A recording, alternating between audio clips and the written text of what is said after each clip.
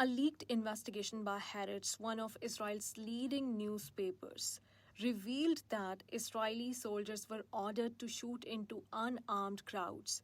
One soldier told reporters, "We were not told to disperse the crowd, we were told to kill."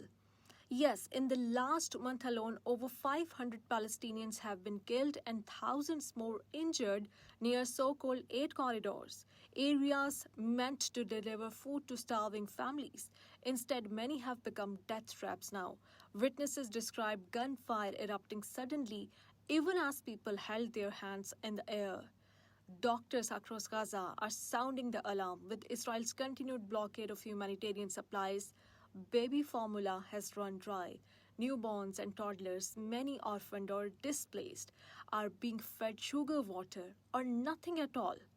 Families rush towards trucks delivering food, their only hope, only to be met with live ammunition, drawn fire, or even tank shells. One father, clutching his daughter's lifeless body, whispered, "We just wanted bread." The United Nations and over 170 NGOs, including Doctors Without Borders, have condemned the aid distribution model backed by the US and Israel as militarized and dangerous.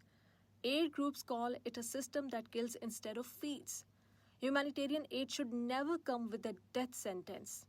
These are people, mothers, fathers, children, not targets. The world is watching and we will not look away.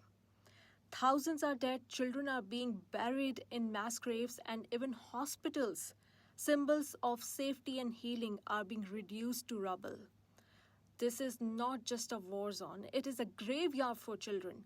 We must demand full, unhindered humanitarian access, a ceasefire to stop civilian bloodshed, and protection for aid seekers and infants, because if babies are starving and people are being shot while trying to eat, what part of humanity is left?